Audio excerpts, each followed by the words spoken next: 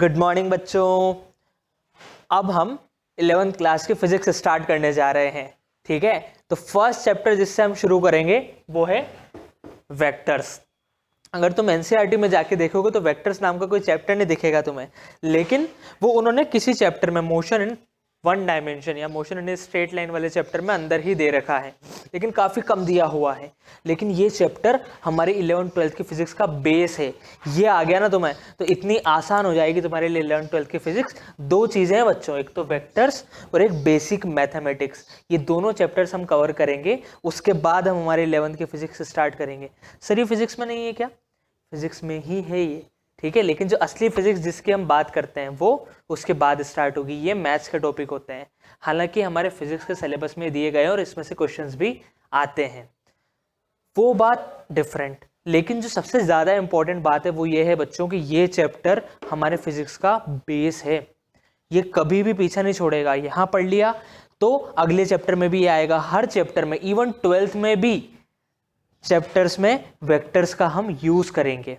ठीक है, bread and butter है ये फिजिक्स का, तो इसे बहुत अच्छे से समझेंगे। एक एक टॉपिक बहुत डिटेल में बहुत अच्छे से कवर करूंगा मैं। ठीक है, ध्यान से सुनना है, न्यूमेरिकल्स की प्रैक्टिस करनी है, अच्छे से अच्छा न्यूमेरिकल करेंगे अपन, बिल्कुल बहुत बढ़िया लेवल का। और जो भी डाउट आता है वो वीडियो में कमेंट करना है, उसे मैं नेक्स्ट वीडियो में कवर कर लूँगा। तो चलो स्टार्ट करते हैं। चैप्टर का हेडिंग डाल लो, नोट्स में एक कॉपी लेनी है, नोट्स लिखने हैं। ऐसा नहीं है कि भाई प्रवचन सुनने बैठ गए हम, ठीक है, नोट्स बनाने हैं। एक कॉपी ले लो, अगर कॉपी नहीं मिल रही है तो पिछले साल की कोई एक कॉपी ले लो जो भरी नहीं है, उसी में हम नोट्स बनाएंगे। ठीक है, तो चलो स्टार्ट करते हैं। वेक्टर्स, देखो सबसे पहले हमें ये समझना बहुत ज़रूरी होता है कि फिजिकल क्वांटिटी क्या होती है।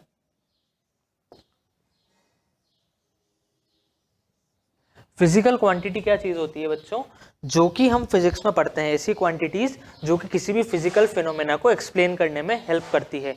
फॉर एग्जाम्पल कि कोई भी बॉडी कितनी तेज चल रही है, स्पीड, कितना दूर गई, डिस्टेंस, कितनी तेजी से उसकी वेलोसिटी चेंज हो रही है, एक्सेलरेशन, टाइम, जो भी क्वांटिटीज़ हम फिजिक्स में पढ़ते हैं ना, जो कि किसी भी फिजिकल फिनोमेना को एक्सप्लेन करती है। जैसे रिफ्रैक्टिव इंडेक्स के जब लाइट एक मीडियम से दूसरे मीडियम में गई तो बेंड हो गई, तो कितना बेंड हुई, रिफ्रैक्टिव इंडेक्स। ठीक है, रेजिस्टेंस, पावर, ये सब क्या है, फिजिकल क्वांटिटीज हैं। अब दुनिया की जितनी भी फिजिकल क्वांटिटीज होती है बच्चों, वो दो तरीके की होती है। या तो वो होती हैं स्केलर क्वांटिटीज,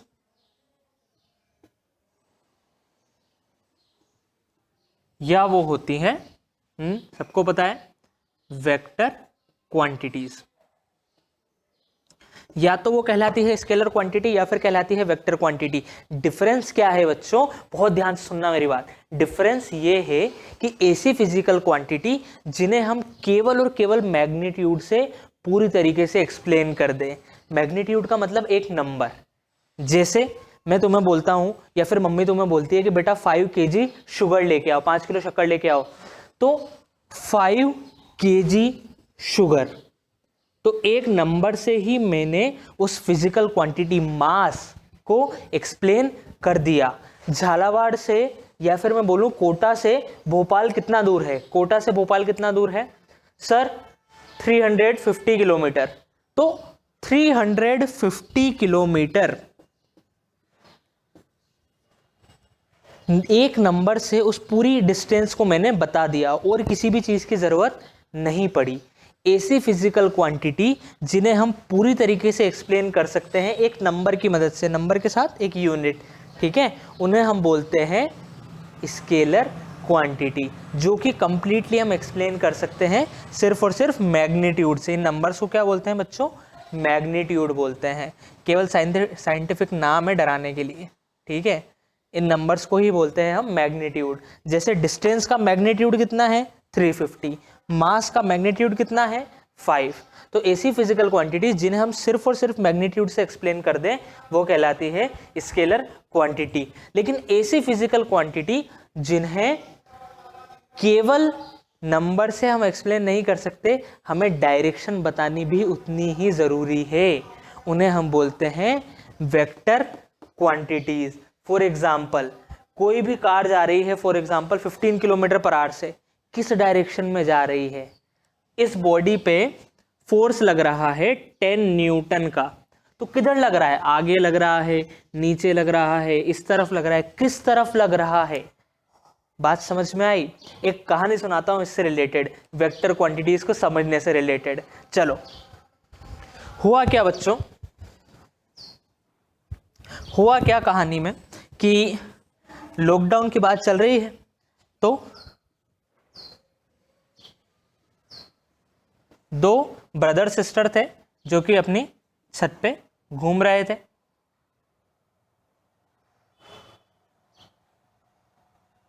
और एक उनमें से धोनी फैन था और एक कोहली फैन था।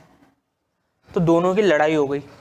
अब दोनों की लड़ाई हो गई बच्चों कि यार नहीं, धोनी बहुत अच्छा है, कितना सही रहता है, कीप काम और सब कुछ कूल रहता है, एकदम शांति से डिसीजन लेता है। तो दूसरा बोलता है नहीं यार, कोहली तो सबसे अच्छा बैट्समैन है और एंगर तो बहुत अच्छी चीज़ है और इतना ज़्यादा एग्रेशन सामने वाली टीम को प्रेशर में डाल देता है। तो बहस कर रहे थे वो दोनों। इतने में उन्हीं के पड़ोस की एक छत पे एक और बंदा खड़ा हुआ था। उसने बोला कि यार क्यों लड़ रहे हो, क्या बात है। तो वो इनके पास आया और बोला कि भाई क्या बात है, क्यों लड़ रहे हो, मुझे बताओ। तो उन्होंने बोला कि यार धोनी सबसे अच्छा खिलाड़ी है, मान नहीं रहा, ये तो कोहली की बोल रहा है। तो फिर वो बोला कि यार तुम दोनों गलत हो, सबसे अच्छा खिलाड़ी तो रोहित शर्मा है, उसे पता नहीं क्यों कैप्टन नहीं बना रहे, कोहली को कैप्टन बना के रख रखा है। तो अब ये तीनों लड़ने लग गए। अब लड़ाई में बात आ गई हाथापाई पे। तो हाथापाई में गलती से क्या हुआ बच्चों कि एक इनमें से छत से नीचे गिर गया। अब वो बेचारा छत से नीचे गिर गया, उसे गुस्सा आया कि नहीं अब मैं छोड़ूंगा ही नहीं इन दोनों को। तो वो आ गया अपनी व्हील चेयर पे और उसने रिपोर्ट कर दी।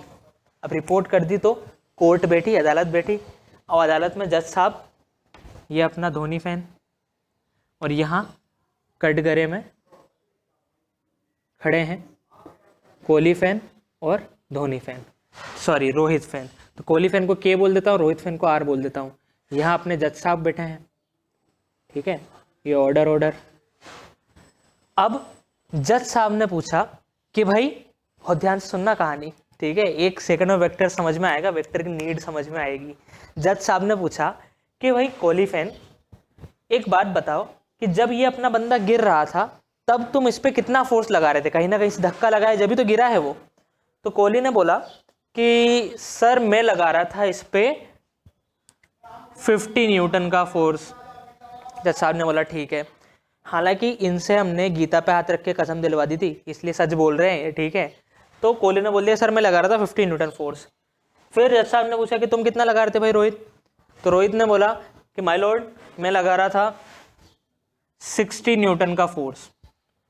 तो जज साहब ने बोला कि भाई दोषी तो दोनों हैं, दोषी दोनों हैं तो दोनों को सजा दी जाएगी, लेकिन ज्यादा कड़ी सजा दी जाएगी रोहित को।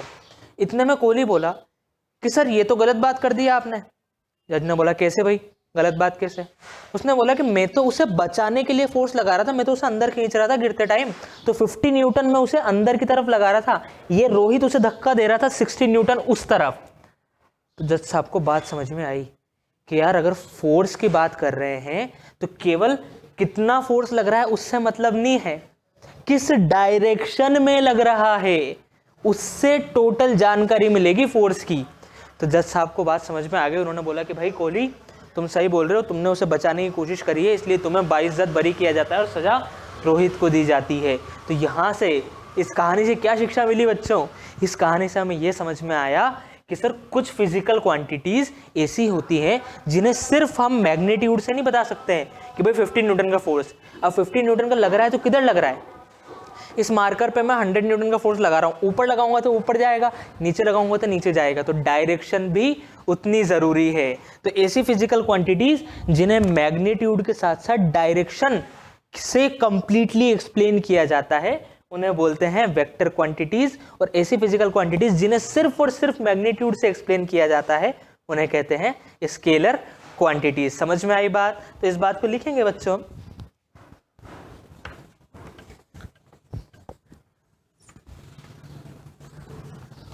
कॉपी पेन निकाल के लिखना शुरू कर दो।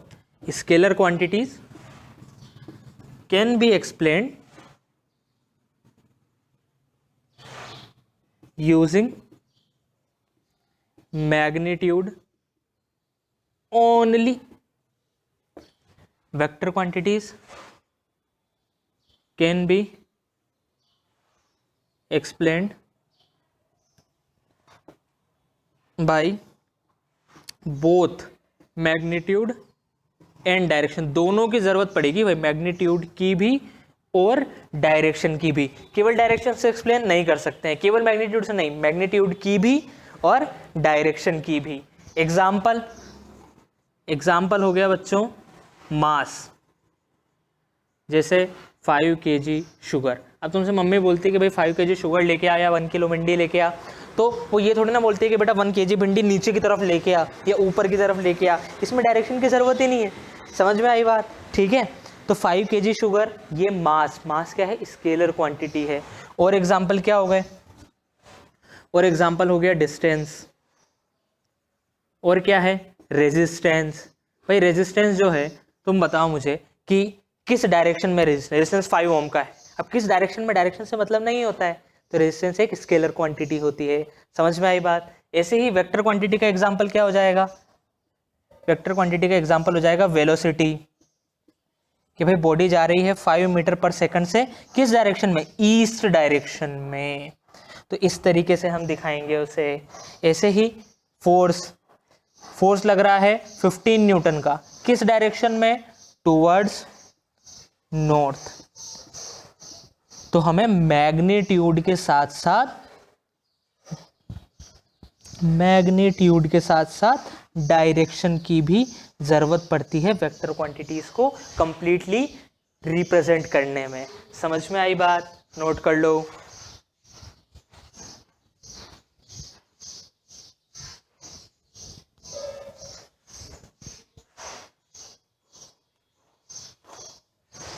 चलो आगे बढ़ते हैं। अब बात करेंगे हम रिप्रेजेंटेशन ऑफ वेक्टर की। ठीक है, इस चैप्टर में हम वेक्टर्स ही पढ़ेंगे बच्चों। ठीक है, इस चैप्टर में हम वेक्टर्स ही पढ़ेंगे। क्यों सर, इतनी बड़ी चीज़ है क्या वेक्टर? हाँ, हम जानेंगे कि क्या बड़ी चीज़ है इसमें।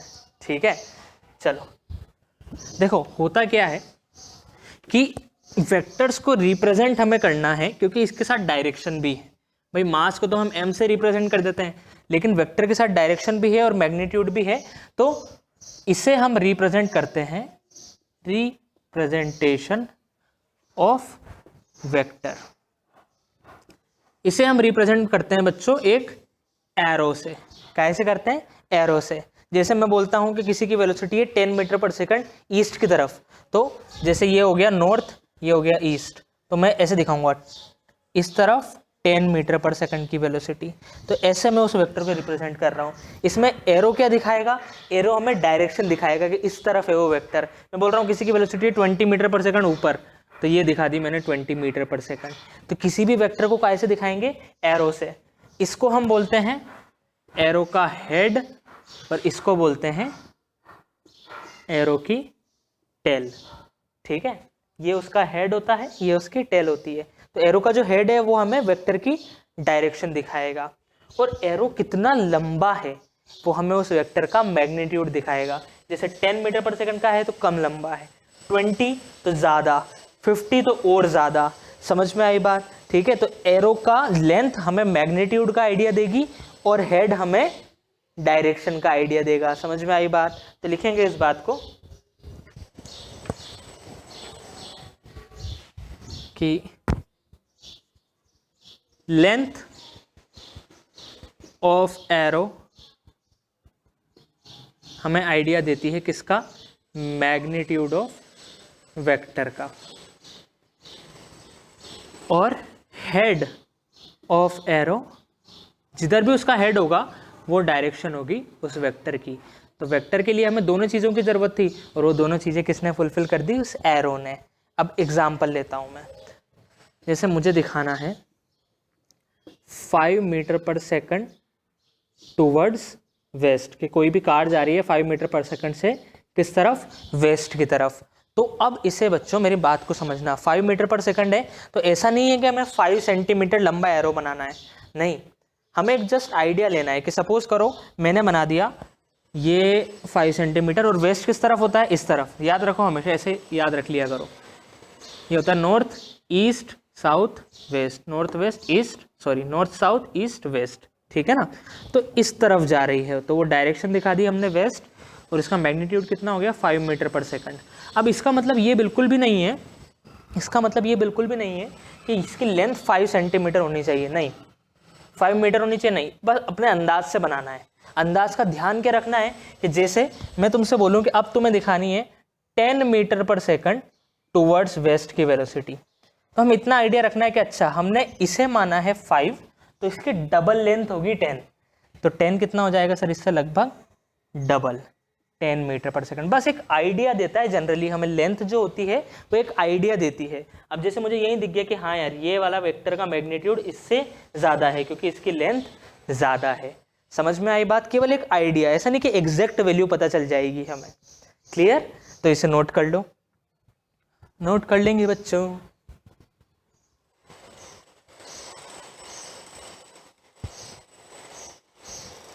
तो इस तरीके का रिप्रेजेंटेशन हम यूज करते हैं, और ये होता है डायग्राम में, कि जब भी हमें डायग्राम बनाने की जरूरत पड़ेगी तो हम इस तरीके से दिखाएंगे। नोट कर लिया, वीडियो पॉज करके नोट कर लो, वीडियो पॉज करके नोट कर लो बच्चों।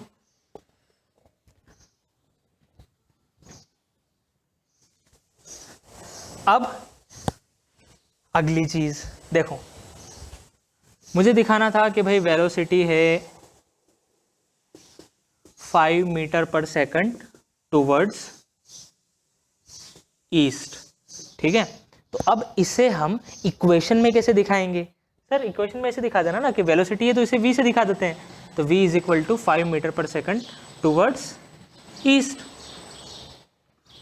ऐसा हम अभी तक करते आए थे, लेकिन अब क्या चेंज होगा कि जो भी वेक्टर क्वांटिटी होगी, अगर हम उसका मैग्नीट्यूड और डायरेक्शन दोनों दिखा रहे हैं, तो वेक्टर क्वांटिटी की खोपड़ी पे एरो बनाना है, उसके सर पे ऐसे एरो बना देना है। सर इसी डायरेक्शन में रहेगा क्या हमेशा एरो, हाँ इसी डायरेक्शन में रहेगा हमेशा एरो। वेक्टर क्वांटिटी के उस नेम के ऊपर, नेम भी नहीं, उस लेटर के ऊपर एरो बना देना है। जैसे मुझे दिखाना है कि एक फोर्स है 100 न्यूटन का टूवर्ड्स नॉर्थ, तो इसे मैं कैसे दिखाऊंगा बच्चों, फोर्स F और मैग्नीट्यूड के साथ साथ डायरेक्शन भी दिखा रखी है, तो F के ऊपर एरो। समझ में आई बात, इक्वेशन में कैसे दिखाएंगे, ये है सेकंड तरीके का रिप्रेजेंटेशन। पहले हमने डायग्राम में देखा, अब इक्वेशन में कैसे दिखाएंगे कि उसके लेटर के ऊपर एरो।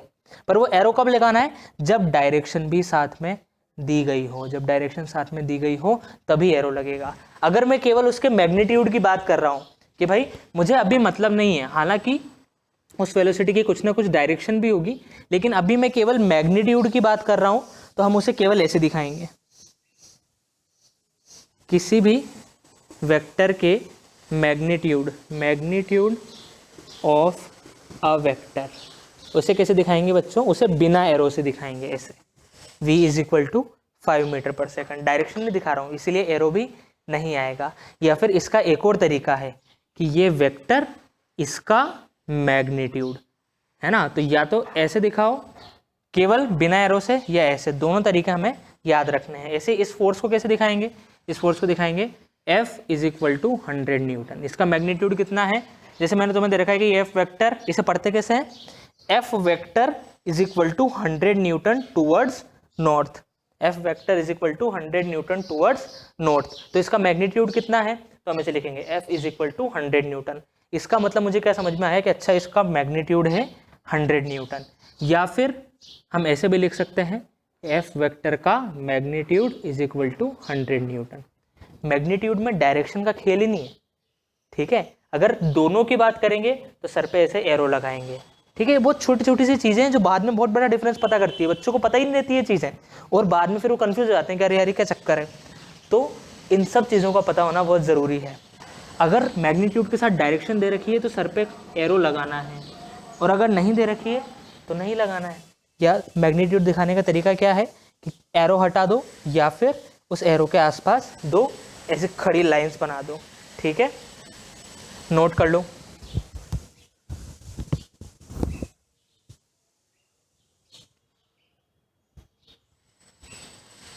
नोट कर लो भाई।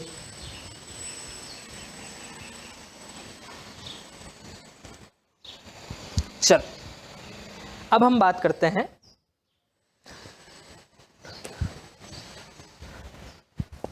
टाइप ऑफ वेक्टर्स की, कि भाई वेक्टर कितने तरीके के हो सकते हैं।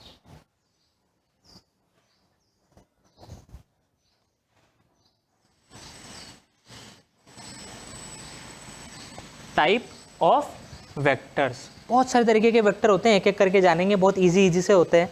सबसे पहले आता है इक्वल वेक्टर्स। कोई भी दो वेक्टर इक्वल कब होते हैं, वेरी इंपॉर्टेंट। कोई भी दो वेक्टर क्वांटिटीज, जैसे वेलोसिटी 5 मीटर पर सेकंड है और दूसरी वेलोसिटी भी 5 मीटर पर सेकंड है। जैसे मैं तुम्हें बोलता हूं कि एक बंदा है, डिंग डिंग डिंग डिंग, ये जा रहा है 5 मीटर पर सेकंड से, और ये बंदा है, ये आ रहा है 5 मीटर पर सेकंड से, ठीक है ना। इन दोनों की वेलोसिटी इक्वल है, हाँ या ना? नहीं। वेक्टर क्वांटिटी के दो वेक्टर क्वांटिटी, देखो ये भी है, ये भी है, इनको इक्वल होने के लिए दो कंडीशंस का फुलफिल होना बहुत ज़रूरी है। पहली, दोनों का मैग्नीट्यूड सेम हो, दूसरी, दोनों की डायरेक्शन भी सेम हो। यहाँ पे इन दोनों की डायरेक्शन अपोजिट है। समझ में आई क्या ये बात? अच्छा, जस्ट अ मिनट बच्चों, इसे नोट करो। हाँ भाई, तो मैं बता रहा था कि दो वेक्टर्स को इक्वल होने के लिए मैग्नीट्यूड के साथ साथ डायरेक्शन भी सेम होनी जरूरी है। इनका मैग्नीट्यूड तो सेम है, लेकिन देखो डायरेक्शन सेम नहीं है। अगर दोनों की डायरेक्शन भी एक ही तरफ है और मैग्नीट्यूड भी सेम है, तब जाके दो वेक्टर इक्वल होंगे, वरना नहीं होंगे। दोनों कंडीशन का फुलफिल होना उतना ही जरूरी है, ठीक है। तो इस बात को लिखेंगे हम। Two vectors are equal when number one, their magnitude are equal, जब दोनों का मैग्नीट्यूड इक्वल हो। Second, their direction is same, दोनों की डायरेक्शन सेम हो। जैसे अगर मैं बोलूँ कि एक ये 5 न्यूटन का फोर्स लग रहा है इस तरफ, एक 5 न्यूटन का नीचे लग रहा है, इसे मैं वेक्टर ए बोल देता हूँ, इसे मैं वेक्टर बी बोल देता हूँ। तो A is not equal to B, क्योंकि मैग्नीट्यूड तो सेम है लेकिन डायरेक्शन सेम नहीं है। वहीं अगर मैं बोलूँ कि एक ए वेक्टर ऐसा है जिसका मैग्नीट्यूड है 2 न्यूटन और बी वेक्टर भी इसी डायरेक्शन में है जिसका मैग्नीट्यूड है 2 न्यूटन, तो हम बोलेंगे A is equal to B. समझ में आई बात? ठीक है, नोट कर लो। इक्वल वेक्टर समझ में आया होगा।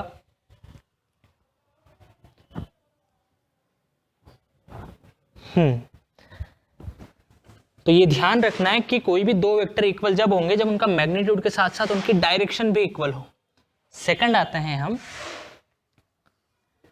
Parallel vectors. जैसा इनका नाम वैसा इनका काम। जब दो वेक्टर एक दूसरे के पैरेलल हो जाएं तो वो कहलाते हैं पैरेलल वेक्टर। मतलब दोनों वेक्टर्स की अगर डायरेक्शन सेम हो, चाहे मैग्नीट्यूड कुछ भी हो, दोनों वेक्टर्स की डायरेक्शन सेम हो चाहे मैग्नीट्यूड कुछ भी हो, तो वो कहलाएंगे parallel vectors. If two vectors have same direction, then they are called parallel vectors. Then they are parallel vectors. ठीक है, जैसे एक एग्जांपल ले लेते हैं। एक ये वेक्टर है ए जिसका मैग्नीट्यूड है 100 न्यूटन, एक वेक्टर है इसी डायरेक्शन में वेक्टर बी जिसका मैग्नीट्यूड है 10 न्यूटन। तो हम बोलेंगे कि ए इज पैरेलल टू बी, दोनों की सेम डायरेक्शन है, इसीलिए ये दोनों क्या कहलाएंगे? पैरेलल वेक्टर्स कहलाएंगे। समझ में आई बात? ठीक है, इक्वल है क्या? ये इक्वल नहीं है, डायरेक्शन तो सेम है पर मैग्नीट्यूड सेम नहीं है। अच्छा, ये दोनों पैरेलल है क्या? एक ये वेक्टर और एक ये वेक्टर, ये दोनों पैरेलल है क्या? नहीं, इसकी डायरेक्शन इस तरफ है, इसमें इस तरफ है। इसमें लाइन वाला पैरेलल नहीं चलता है बच्चों, डायरेक्शन का चलता है कि अगर डायरेक्शन सेम है तो पैरेलल, डायरेक्शन सेम नहीं है तो नहीं है पैरेलल। ठीक है, चलो नेक्स्ट नोट कर लो, वीडियो पॉज करके नोट कर लो। नेक्स्ट होता है बच्चों एंटी पैरेलल वेक्टर, उसे एंटाई पैरेलल बोल दो या एंटी पैरेलल बोल लो, एक ही बात है। एंटी पैरेलल वेक्टर्स ये कैसे होते हैं कि भाई कोई भी दो वेक्टर एंटी पैरेलल कब कहलाएंगे, जब दोनों की डायरेक्शन जस्ट अपोजिट हो, जब दोनों की डायरेक्शन जस्ट अपोजिट हो। If two vectors have opposite direction, if two vectors have opposite direction they are called anti parallel vectors। समझ में आई बात? ठीक है, उन्हें क्या बोलेंगे हम, एंटी पैरेलल वेक्टर्स। एग्जाम्पल अभी जो लास्ट वाला था, भाई एक वेक्टर इस तरफ है तो दूसरा इस तरफ है, just opposite direction, just opposite direction है तो हम बोलेंगे A is anti parallel to B. अगर डायरेक्शन सेम तो पैरेलल, अपोजिट तो एंटी पैरेलल। नोट कर लो।